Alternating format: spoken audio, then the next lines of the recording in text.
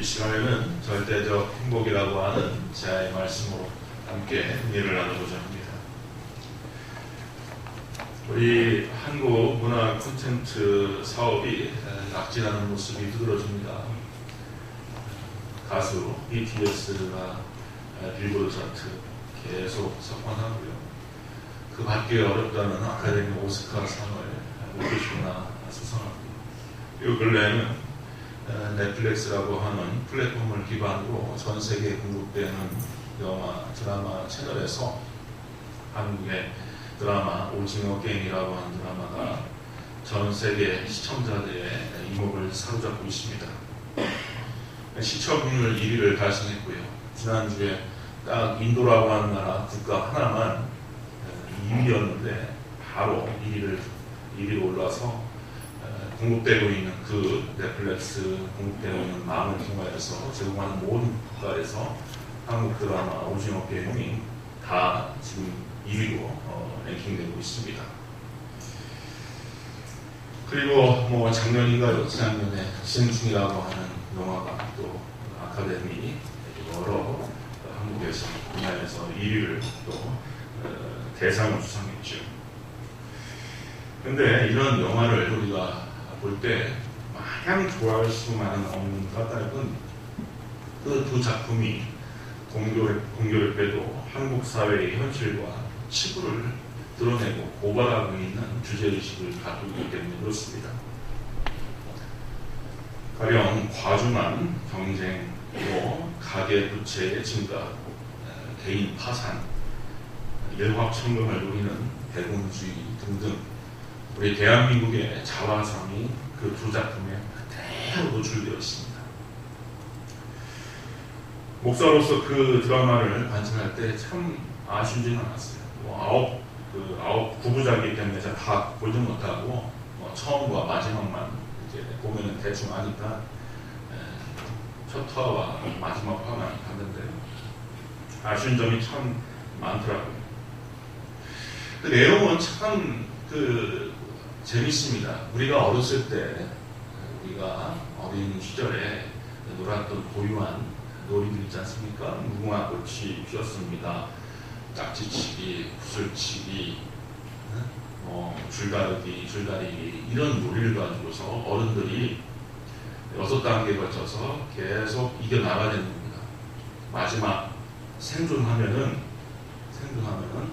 다른 사람들이 못 받은 총각적인 액수의 상금을 독차지할 수 있는데 이 영화의 서스펜션이 어디에 있냐면 중간에 탈락하면 진행요원이면 그 자리에서 총으로 쏴갖고 사람을 해쳐버려요.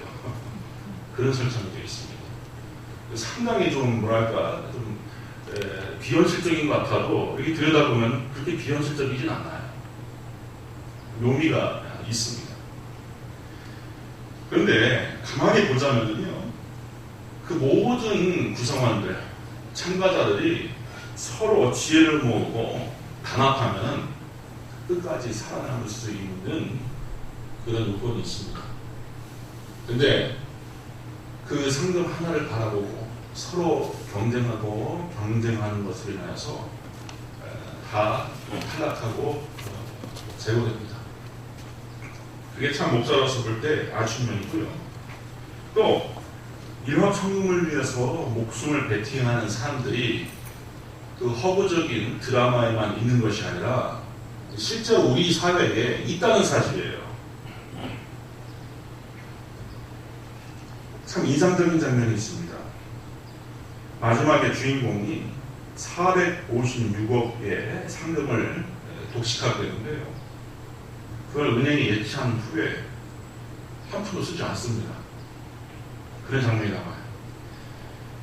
경쟁자들의 또 친구들의 몸값인데 이것을 어떻게 쉽게 쓰겠냐라고 하는 회한이 있을 것 같이 제게 보여졌어요. 말하자면 주인공은 총각적인 돈을 쥐었지만 그 끝에 가서 삶의 노상과 허탈감 때문에 공황 상태에 빠져있는 모습이 보입니다. 이기고 소유했지만 무엇인가 크게 잘못되어 있다. 나는 좀 잘못 살았다라고 하는 그런 회환이 엿보이는 것입니다. 저는 그런 생각을 해봤어요. 사람으로서 살면서 늘 물어야 되는 것이 있다. 하나님의 형상으로 지음받은 인생으로 살아가면서 늘 배물어야 할 것이 있다. How to live. 어떻게 살 것이냐. 어떻게 살 것이냐. 이것은 예수 믿는 사람들에게도 똑같이 적용되는 심각한 물음입니다. 구원에 관해서 한번 이야기를 해볼까요? 그동안 기독교는 구원하면은 영원히 사는 것, 영생에 초점을 맞춰왔습니다. 무시무시한 불지옥을 명피하고 영원한 형벌을 면제받는 것이 곧 구원이다. 맞아요. 맞습니다. 근데 이것은 절반만의 진실, 절반만의 진리를 갖고 있는 이야기입니다. 인간의 내적 각성과 변화가 없이 영원히 주장창 살기만 하면 그게 행복인가, 영생목락인가 심각하게 물을 필요가 있는 겁니다. 영원히 산다 하면 자연히 천국 사람이 되는 것인가 물어볼 필요가 있는 거예요. 교육 전도사 시절부터 교육학교를 담당하면서 아이들 마주할 때 이런 질문들을 곧잘 들었습니다. 전도사님, 그 영원히 사는 거 좀 지겹지 않겠어요? 영원히 사는 거 지겹지 않겠어요? 아니, 맛있는 별식도 한두 끼지, 또 명산대천 구경도 며칠이지, 늘상 접한다면은 그거 맛있고 즐길만 할까요? 아이들의 투명한 눈에서 정확한 지적이 나왔습니다. 옳습니다. 말하자면 구원을 영원, 영생이라고 하는 양적 개념으로 국한해서 생각하는 것은 그리스도교가 가르치고 전파하는 구원의 한계가 있습니다. 우리는 구원을 양적 개념에서 질적 개념으로 다시 한번 점검할 필요가 있어요. 우리가 영원히 살 때 어떻게 살아야 되냐? 영원히 살 때 어떻게 살아야 되냐? 전환이 필요합니다. 제 얘기는 아니에요. 분명히 예수님의 메시지에 질적으로 영원하게 살 필요가 있다는 것 예수님께서 제시하십니다. 요한복음 10장 10절에 보면 내가 온 것은 양으로 생명을 얻게 하고 더 풍성히 얻게 하려는 것이라 했는데 풍성한 삶, 풍성한 생명, 이 풍성하다라고 하는 원어를 보면은 다른 뜻이 더 있는데요. 비범하다. 비범하다. 범상치 않다. 일반적이지 않다는 뜻이 있어요. 그래야죠. 그래야지 영생이죠. 맨날 틀에 박힌 삶이 계속 영원 누군이 반복된다면 그 지겨워서 어떻게 살겠습니까? 비범하다는 거예요. 경이롭답니다. 예수님께서 주고자 하는 그 삶은 경이롭다는 삶이에요. 경이로운 삶이라는 말이에요. 또 위대한 삶이라는 겁니다. 위대한 뜻이 있어요. 또 두드러지다, 엑셀런트, 탁월하다는 뜻이 있습니다. 그래서 우리는 이러한 삶을 살되, 자, 예수님께서 누가복음에 보면은 하나님의 나라가 여기 있다 저기 있다 할 수도 없고 이미 너희 가운데 있다고 했습니다. 예수님이 역사 가운데 나타나시고 우리와 마주하는 그 시점부터 하나님 나라는 시작된 거예요. 예수님을 만난 모든 사람들은 죽어서 가는 천당의 그 맛을 이 지상에서 보게 되는 겁니다.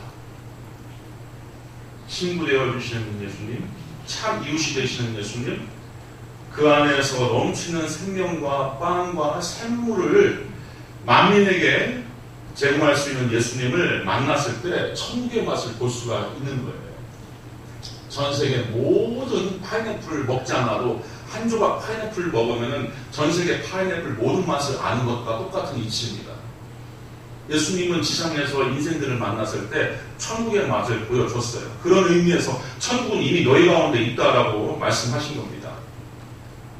근데 그 천국, 예수님이 주신 그 천국의 맛을 분석하자면은 인간이 How to live, 어떻게 살아야 할까라고 하는 물음에 있어서 추구해야 할 세 가지 답이 그 안에 있어요.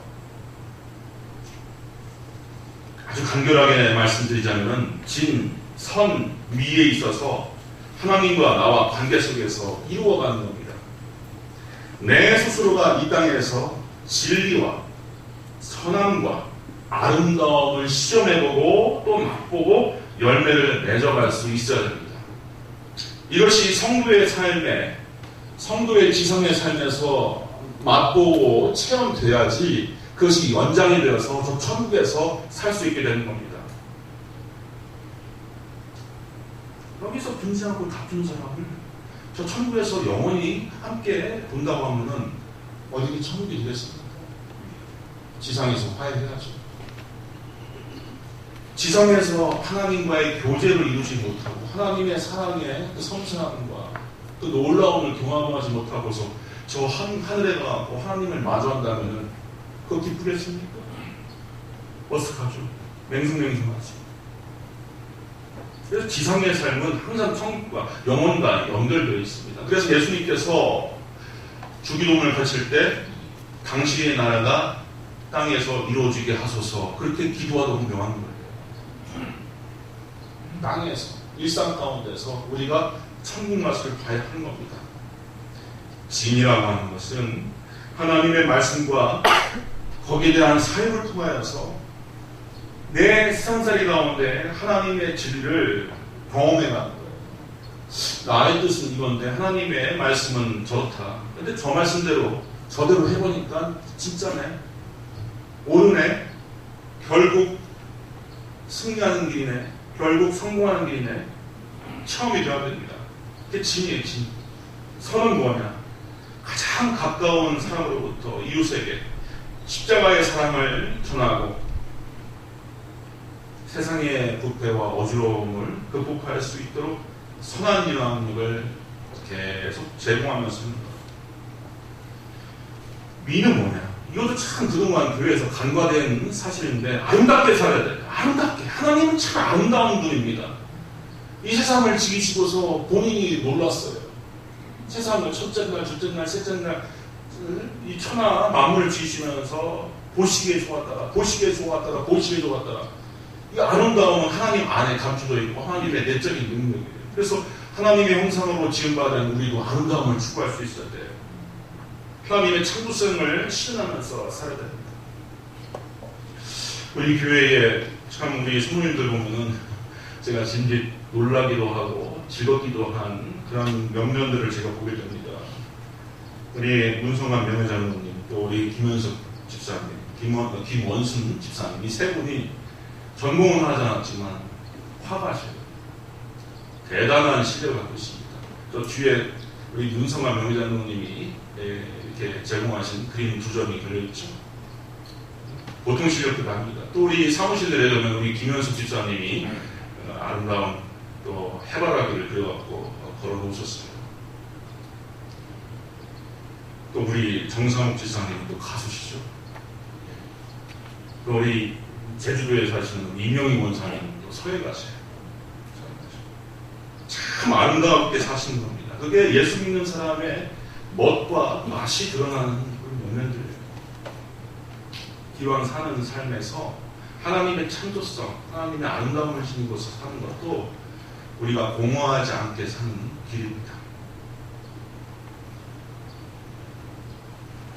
오늘 본문에 보면은 다윗이, 오늘 시를 지은 다윗이 악인의 장막에서 첫날을 산 것보다 내 하나님의 성전 문지기로 있는 것이 좋다는 여러 표현을 썼어요. 우리 성도님들은 오래 사는 것도 참 중요하지만 의미 있게 또 주님과 만난 그 강렬한 체험으로 인상적으로 살 수 있기를 바랍니다.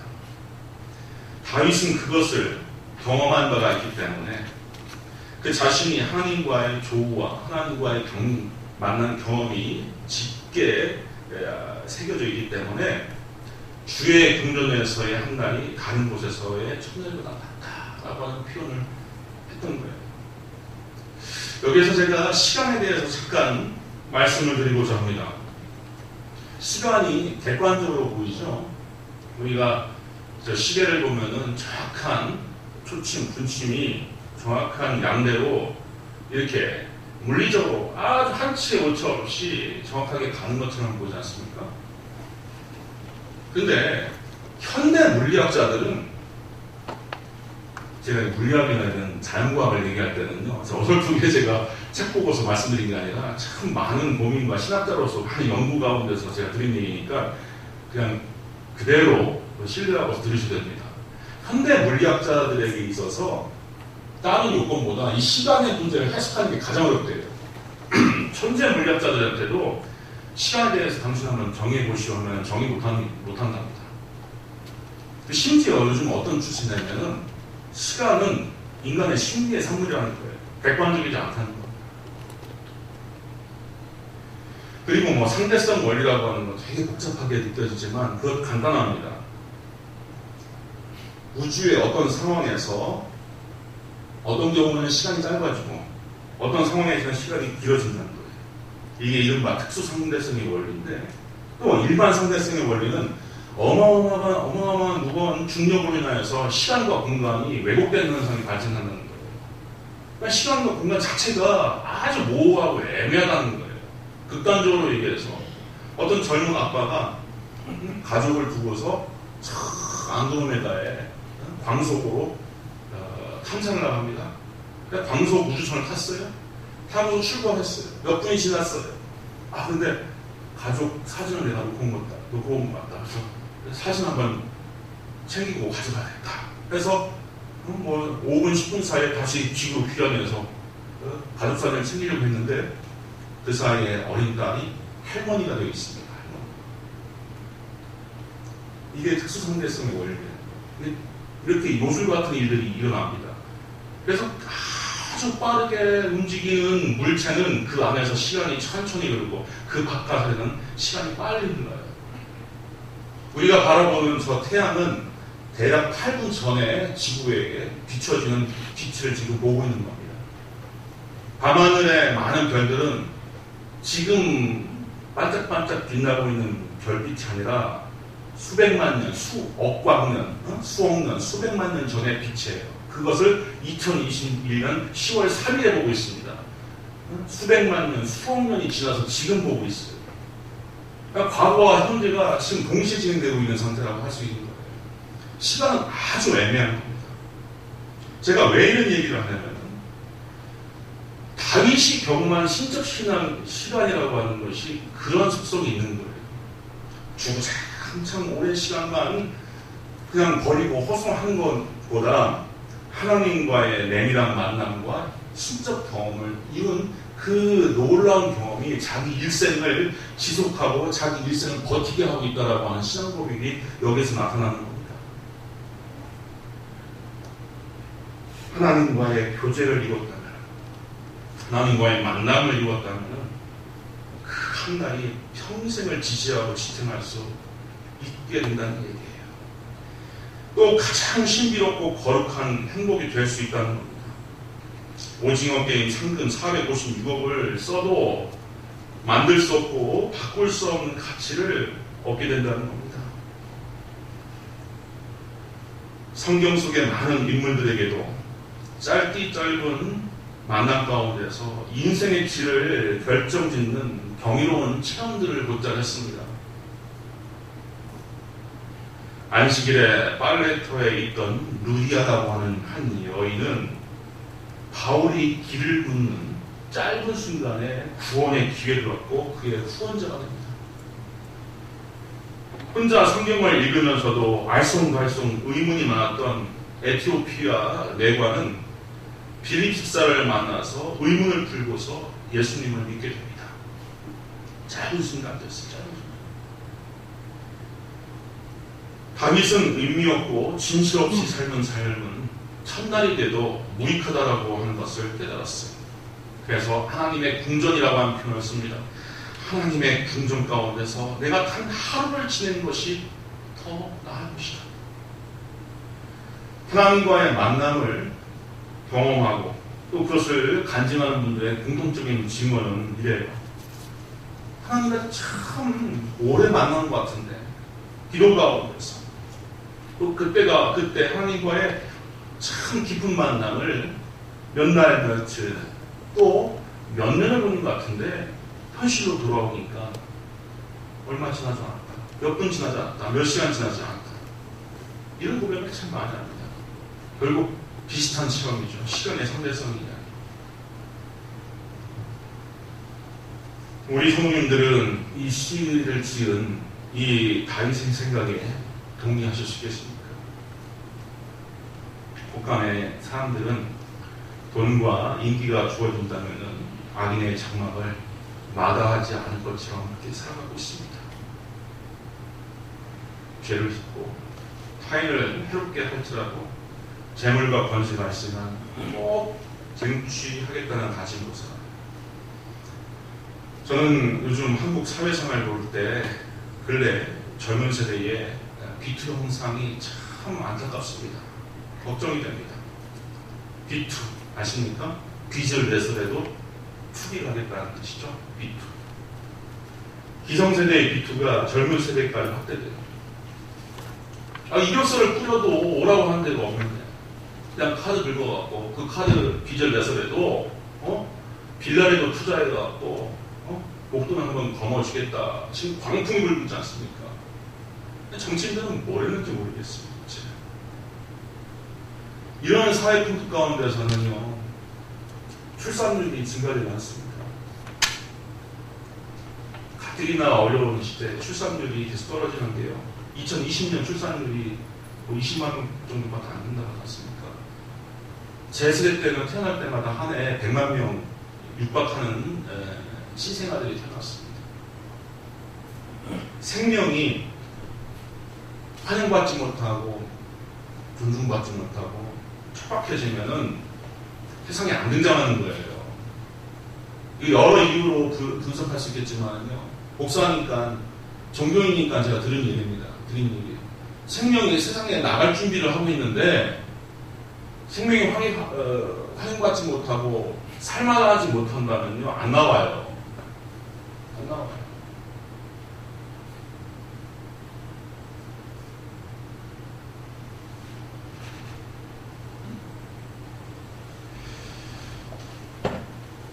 자기만 손해보는 것이 아니죠.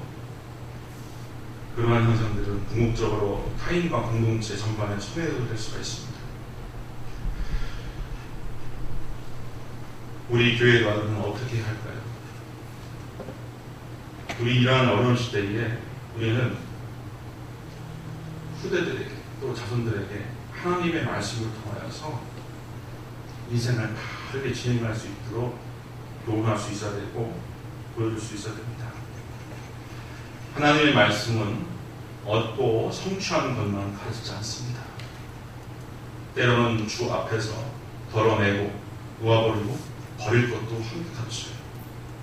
예수님께서 네가 온전하고자 할진대 가서 내 소유를 팔아 가난한 자에게 주라. 그리하면 하늘에서 보호가 있으리니 와서 날 따라. 그렇게 교훈하셨습니다. 네, 이러한 식의 말씀은 신구약을 다 관통하고 있습니다. 하나님의 말씀을 보자면요, 크게 버려서 크게 얻는 이치가 나옵니다. 아브라함이 모리아산에서 100세 어른 독생자 이삭을 드리려고 했을 때 하나님은 그 독생자 예수를 모리아산 십자가에서 구세주로 허락할 작정하셨습니다. 목사님, 예수님이 어디 모리아산에서 못 박으셨어요? 갈보리죠. 골고다죠. 갈보리 골고다가 구약 성경의 지명이 모리아산입니다. 모리아산에서 아브라함이 100세 얻은 그 귀한 독자 아들을 하나님께 드리려고 했을 때 하나님은 구세주 예수를 그 모리아산에서 십자가에 매달고 주려고 작정하신 거예요. 얼마나 귀하겠습니까? 100세 얻은 눈에 넣어도 안 아픈 그 자식을 바치라고 했을 때 크게 버리면서 또 크게 얻은 거예요. 아브라함이 왜 믿음의 조상이냐? 그 귀한 아들을 어떻게 버립니까? 어떻게 바칩니까? 하지만 바침으로써 돌려받되 1000배, 10,000배 수준이 아니라 영원히 돌려받습니다. 영원히. 예수님은 또 자기 자신의 목숨을 그 모리아산 골고다에서 버리심으로써 세상의 구주가 되었어요.